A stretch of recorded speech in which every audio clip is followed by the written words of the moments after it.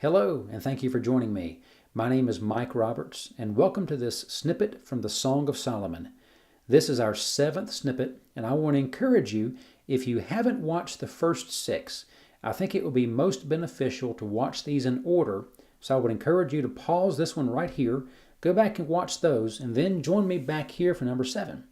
So now we're going to pick up right where we left off at the end of number 6.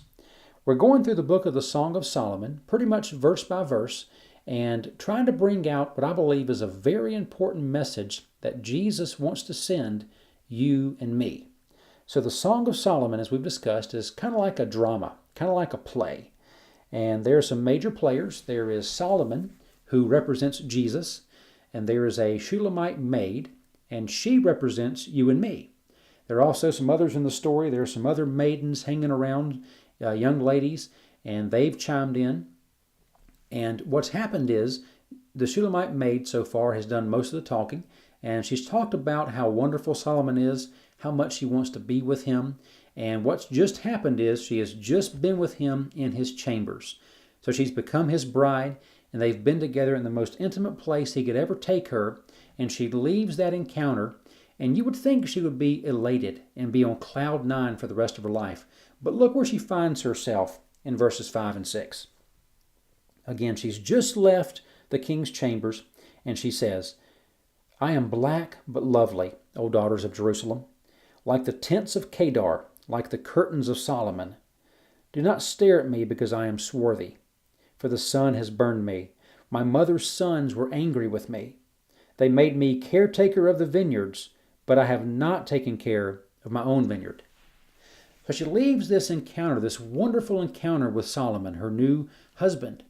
And you would think again that she would be just elated, but she finds herself pretty quickly in a whole different demeanor, a whole different mood. And she begins to say, I'm black, but I'm lovely. And when she says she's black and she says she's dark, it has nothing to do with her nationality or her natural skin color. It has to do with the fact that she was forced to work in the sun. The sun had burned her. And Solomon was the wealthiest man on the entire face of the earth. And here she was from a working class family.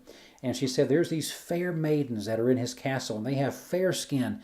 And here I am burned by the sun. How could he ever want to be with me? How could he ever desire me and love me when he has others that are so much more worthy than I am? And she finds herself asking herself these questions. And she goes, I'm black but lovely, O daughters of Jerusalem. And I'm like the tents of Kedar.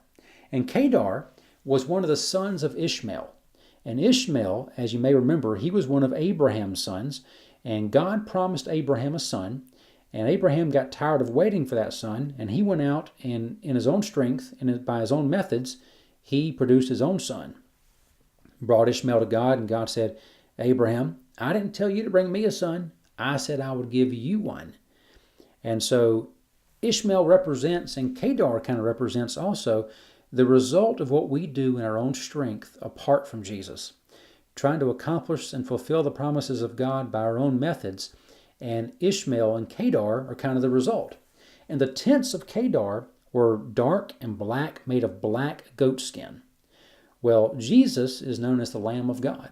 And she was married to Solomon, who represents Jesus in this story. And so even though she's the bride of a lamb, she feels more like a goat. And she says, please don't look at me. She began to feel very self-conscious. And it wasn't one of those days where she was taking selfies of herself and putting those on social media. This was one of those days where she was scrolling down and comparing herself to others and feeling like somebody else was better than she was. And she didn't feel worthy of Solomon's love. And she says, I've worked hard. He's the wealthiest man in the world. I'm from a working class family. He has fair skin. The other maidens around him have fair skin. And my skin bears the marks of being a laborer. And she says, but my own vineyard, I've worked hard. My own vineyard has no value. I have no worth. And she felt that way. But in reality, she's going to find out that Solomon measures value differently than she does. And so we're going to leave it there for this snippet. Hope you guys can join me again. We're going to leave her here in this place. But next time we're going to find out, does she stay there or does she leave that place? Does she remember who she is now and rediscover her true identity?